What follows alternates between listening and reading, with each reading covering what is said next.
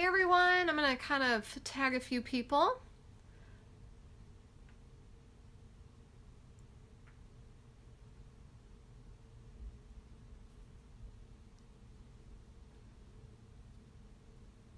There we go.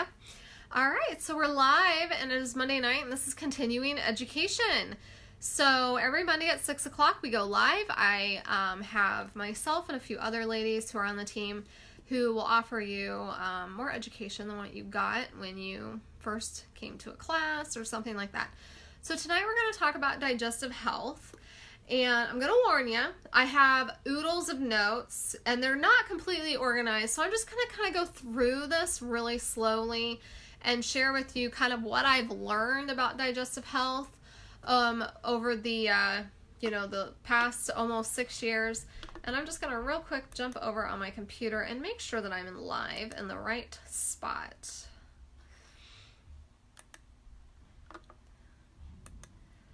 Whew. If you're joining me, say hey. Okay, I'm in the right spot. Good deal. So I've noticed my phone has not been acting too hot today, so it's possible if you make a comment, I won't actually see it. Okay, I just want to let you know. It's not me ignoring you. It's just that I may not actually see it. Okay, let's get this party going. So we're going to talk about digestive support, creating balance, and restoration. I just want to remind you that balance is always the goal, because with balance brings a healthy immune system and a healthy inflammatory response, and hey Lynette, and as well as a nice emotional health as well. So okay, so we already know what the digestive system, I'm not going to go into that, but I will say it starts at the esophagus and goes all the way out the other end. So that's the whole digestive system.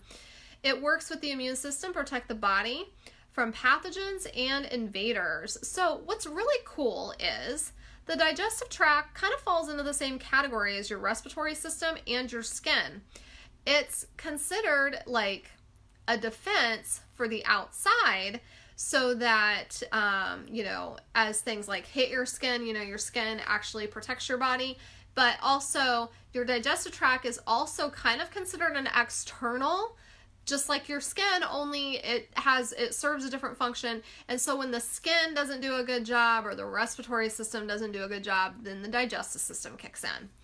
But on the opposite, flip that, when the digestive system isn't doing a good job, then we see the respiratory system and the skin try to kick in, playing a role that they're not supposed to play. So I'm going to talk a little bit about that too. Okay, so you know that feeling when you get butterflies or knots in your stomach? Well, there is an explanation behind that, and I kind of want to read this because it's kind of a detailed explanation, and I want to get it right. So there are more neurons lining your gut than in your spinal cord, so your digestive system can work without needing your brain, which there's kind of a morbid reason for that, and it has to do with when we pass and our brain isn't working anymore, our digestive system plays a role in the decomposition of our body. So isn't that cool? So when you are flooded with emotion, the neurons react and you get a gut feeling. Throw up a heart. Have you ever had a gut feeling about something? I have. And this mesh-like network is known as the enteric, I don't know if I said that right, nervous system that work together with the central nervous system to oversee every aspect of digestion. The gut-brain interactions are highly connected to emotional health. There is proven correlation between stress, anxiety, gut disorders such as Crohn's disease, and IBS. So this was actually taken from the Essential Life book. So if you want to know where I got that, it's in the Essential Life book, which you can purchase at oillife.com. So basically, one thing I want to touch on is our emotional health. So if you're using essential oils just aromatically, you're still getting a benefit because you're dealing with that limbic system and that emotional response. And when we're correcting or making changes there, it's going to affect the inside of our body as well. Okay, so there was a TED Talk, and I can't remember the man's name, but the TED Talk was called the brain in your gut. So go find this TED Talk. It was fantastic. One of the things that he said was, when the gut is not healthy, obviously it doesn't work well, but it affects so much more than just stomach discomfort. Our emotional well-being and hormones are all affected too. And he goes into that in more detail. So the gut is connected to the emotional limbic system, and they speak to each other to make decisions. And then the gut is responsible for secreting enzymes and hormones as well. Okay, so Candida is like the root cause pretty much of every digestive problem that you have. And it's an overgrowth, or an overgrowth occurs when the balance between Candida organisms and good bacteria are disrupted. And so the yeast grows in our digestive system, our respiratory system, in our, for us ladies in the female system, and then also as well as the urogenital tracts, and also in the gut as well, which we all know that. So, and actually yeast and Candida is supposed to be in there anyways, but healthy bacteria is what keeps that in a manageable level. And a little bit of trivia, I mentioned body decomposition. One of the things that happens when we have a Candida systemic problem, so it gets outside of the gut and it's in our blood, that actually has a lot to do with the lack of oxygen in our body, which if you're doing healthy things in your life, you should not have this problem. But when our brain senses that oxygen levels are decreasing, that's actually a signal for the brain that we're done. And so then it flips a switch inside and tells the Candida to poke little tiny holes in the gut and start to make its way throughout the body. And so just a little tip there, just make sure that you're taking nice deep breaths and getting oxygen into your body. That's why we want to be using peppermint and oils like Balance, which are really good and helpful in supporting the oxygenation process. So conditions for Candida, like side effects and symptoms, would be like headaches, autoimmune disease, allergies, fatigue, digestive disorders, yeast infections, if you get those chronically, infertility, skin and nail conditions. I see this a lot. I know a few of you have shared with me about skin rashes and such. Toenail fungus, psoriasis, strong sugar cravings, and addictions. So diets that are high in corn syrup and sugar and alcohol and stress are not good. And then also a single round of antibiotics kills both good and bad bacteria. So it can be a good thing, but it can also be a bad thing. So you want to restore your gut health when you take one of those. And then probiotics restore gut flora. Poor digested food like proteins, so extra meat in your system, are irritants that stimulate mucus, which become a festing ground for Candida. This is why using oils such as lemon and orange every single day in your water or in a capsule is really good for you, because those oils help to regulate the mucus production in our body. So if we have too much, it'll help thin it out so we can get rid of it. If we don't have enough, it helps with that as well, because we do need some in there because that actually helps in the digestive process. Okay, so digestive problems are like pain, gas, bloating, excessive diarrhea, constipation for days, an inability to absorb nutrients, which that might be a doctor visit to find out about, and then stress and anxiety.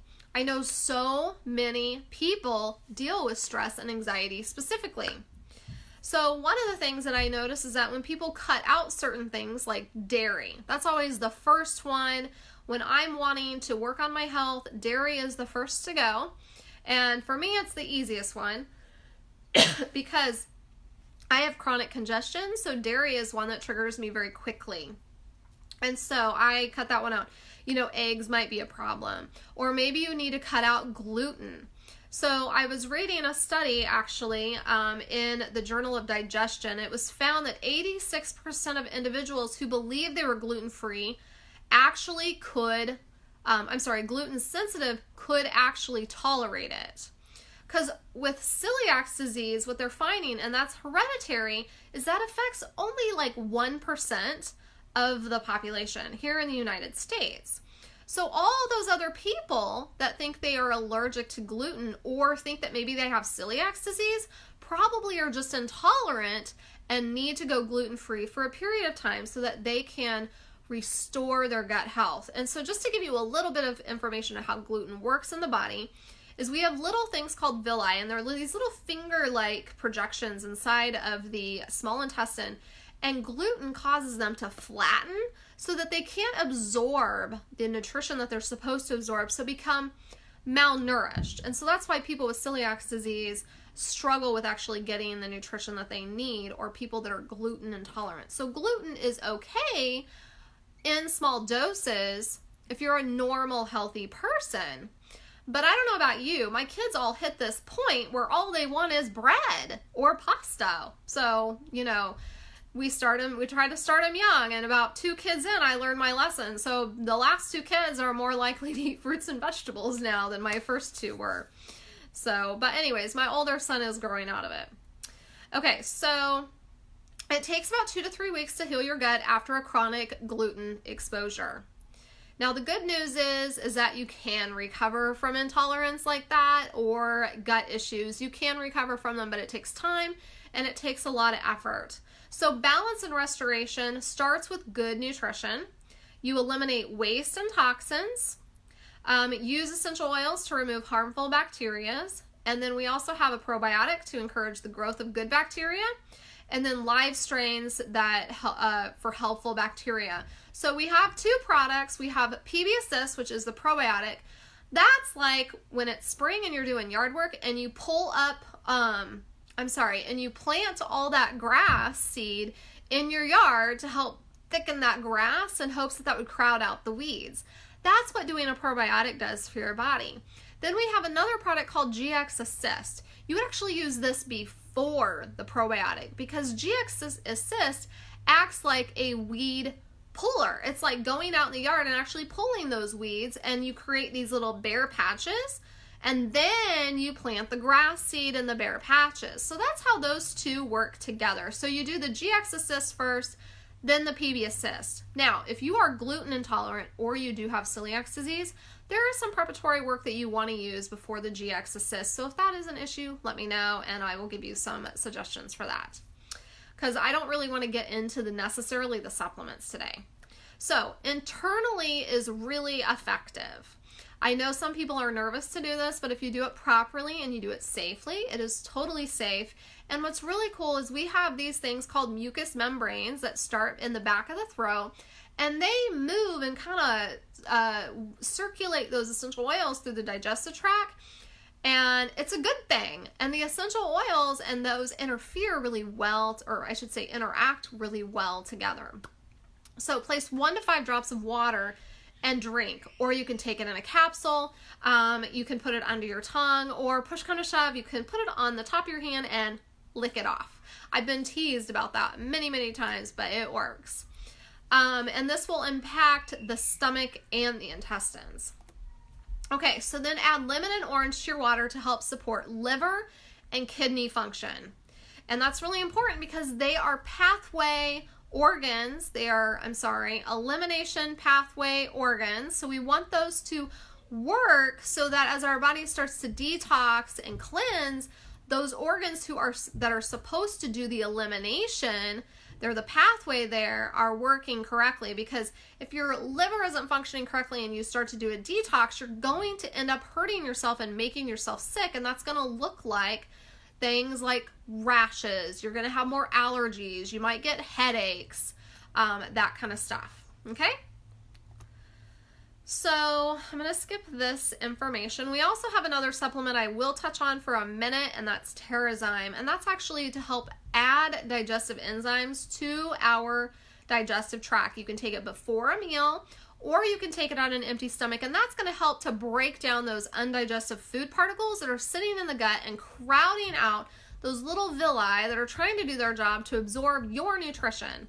So you can take that. I've actually given that to my toddler back when we were cleaning her gut up, and I would just sprinkle it on a plate and take a little banana or a strawberry and kind of squish it on there like a little sponge, and then I could give it to her. There's no flavor to that at all. So if you do have a child that has chronic eczema or even chronic diaper rashes, and it's not necessarily a sensitivity from something they ate, but it's always happening, you can introduce the Terrazyme as well.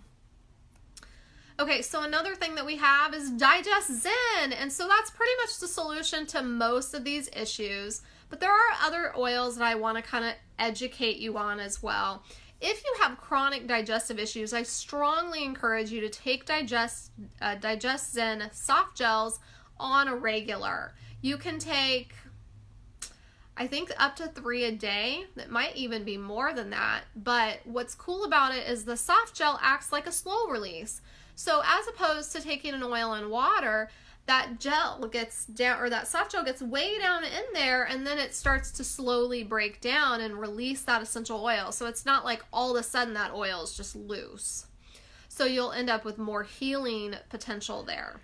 You want to make sure that you have plenty of omegas. So if you're taking Lifelong Vitality, that's a great idea because those omegas help with correcting the inflammatory response, which can be a really big contributor to poor gut health.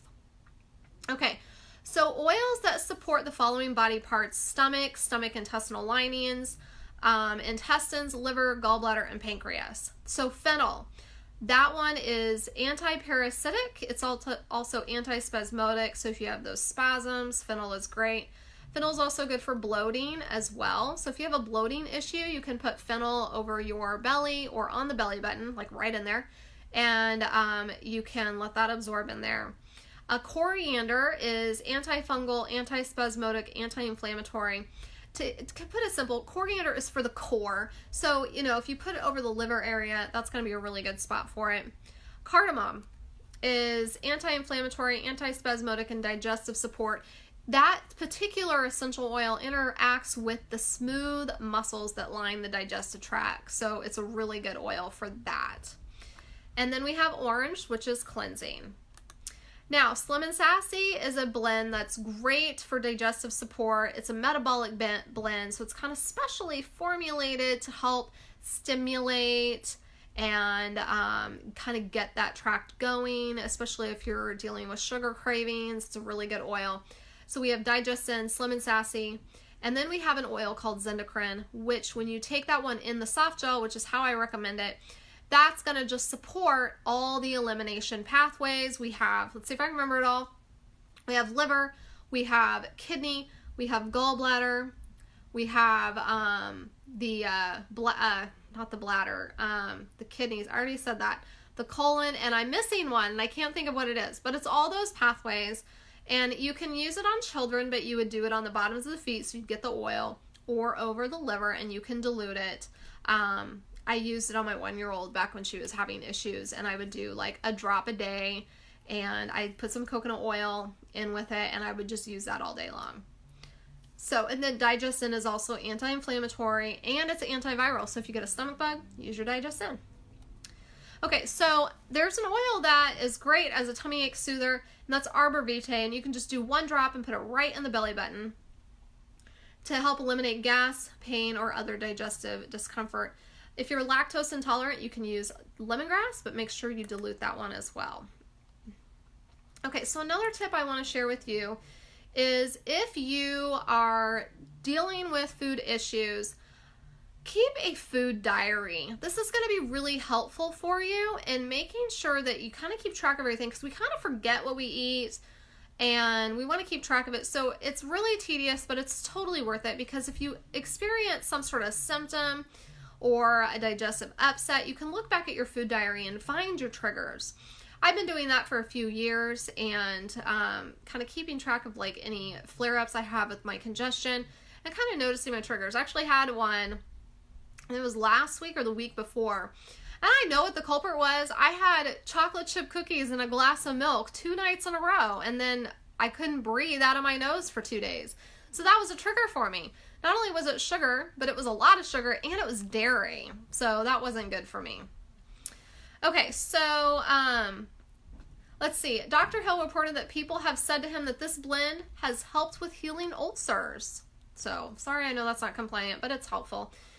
And it takes care of all the bacterial elements. So in a veggie cap, so I'm going to talk slow so you can write it down, 2 drops each of oregano, lemongrass, Digest Zen, So that's 3 oils: oregano, lemongrass, Digest Zen, 2 drops each. Take it 3 to 4 times a day. This will help balance H. pylori, which is a type of bacteria. Another protocol, in a veggie cap, 3 drops Digest Zen, 3 drops of frankincense, or you can make a tea with 1 drop of Digest Zen and 1 drop of frankincense. So you have options. And if someone does deal with ulcers and they do this, I would love to hear how it works for you, because I don't have anybody who's tried this one yet. Okay, so I think I covered everything in those notes. So I have about 5 minutes, and I kind of want to, I circled a couple of things in my Modern Essentials book that I want to share with you, kind of based on some experiences that I've had. Digest Zen is an oil I like to keep on hand. It's in several rooms of the house, usually the bathrooms. It's been an oil that's really helped in issues where you eat something or something upsets your stomach and you end up in the bathroom with like major abdominal cramps. So Digest Zen has been very helpful with that. In a pinch, for ladies who are used to menstrual cramps, you can use clary sage too. I actually keep clary calm in my bathroom, and that's worked before. So you have options. Now, if you have a child who is having the excessive diarrhea, usually ends up going, I think we see this with rotavirus even, when it starts out with the vomiting, constant vomiting, and you can use like ginger, because ginger is very calming. It's antispasmodic. And so when you just apply that on the upper part of the stomach, then it can help calm the stomach and hopefully prevent any more vomiting. I have personally used it for this, and it's been very, very good. And my kids don't get sick often, but each one of them has been through this at least one time. And then on the other end, with the diarrhea that just won't stop and you can't seem to get a break, you can use oils such as, peppermint's really good. Ginger. Oils that you don't really think of is geranium and sandalwood. And that's actually what I've done on my kids so they can go to bed at night. And we were kind of afraid they wouldn't make it to the bathroom. And so I just did the geranium on one of my girls one time right over her stomach. And then I've done sandalwood before, and both times it worked really well. They got good night's sleep and they stopped. The next morning they woke up and they were totally fine. On a side note, sandalwood's really great for hiccups. Okay, and all of those oils are safe for your children. Ginger is it feels a little itchy when you get it on, so I do like to dilute that one, but it will stain. I learned the hard way with a white tank top, and I was using it a lot, and that tank top was totally yellow right where my stomach was. It never washed out, so just be mindful of that.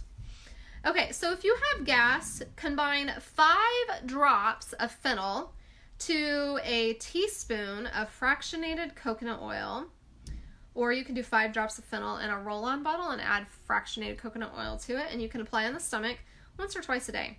Other oils that are good are lavender, ginger, star anise, which is an oil that was in the Mother's Day kit, the Harmony kit from earlier this year. So if you got one of those, just know that oil is good for that. Other oils are even eucalyptus and bergamot, and there's a few others here. So if you have a Modern Essentials book, or if you want to get the Modern Essentials Plus app, all of this is in there. Okay, so gastritis is inflammation, so Digest Zen, peppermint, lemongrass, fennel, and let's see, there was something specific. Oh, GERD. Does anybody struggle with GERD? Well, lemon and green mandarin. And so you can actually put those in like a shot glass of water or something like that. And green mandarin is a new oil for us that we now carry. Okay, so let's see. Oh, parasites. So I don't think I'm going to say this right. Giardia, but that's a parasite. You would use lavender in that case. 1 to 2 drops in an empty capsule, and then swallow the capsule. And that one will work. Heartburn. So here's a heartburn recipe. 1 drop of peppermint in a teaspoon of honey. Dissolve in 1 cup of warm water and drink slowly. So you have 2 options there, but the honey option actually works really well, and that works for coughing too. Let's see here. Heartburn, also sandalwood can be helpful, and you just kind of apply that to the breastbone. Indigestion, pretty easy. Digestin, peppermint, ginger. Digestin is just such a good blend for all this because it's a blend of all the different oils put together. Okay. Let's see. I've had people with IBS take Digestin soft gels and actually do a lot better on that. Nausea and upset stomach. Again, Digest Zen. We have ginger, peppermint, lavender, which is calming oil, and clary calm. I mentioned that because it has clary sage in it. And then clove. Okay. Clove is a last resort. It probably needs to go with some other oils, not just alone. Okay. So that, I think, comes to the end of my notes. I'm double checking them. If you have a specific digestive issue that you would like to ask more about, then let me know. Oh, something that I heard somebody say is copaiba helped with their chronic constipation, and they just took it in the soft gel. So that's another thing that I didn't know that it was good for, so you could try that as well. I'm at time. Yay me. I got through all my notes and I'm at time. So I hope this was helpful. Feel free to ask questions. I will upload this to the files so that you have it for safekeeping. Have a nice week, guys.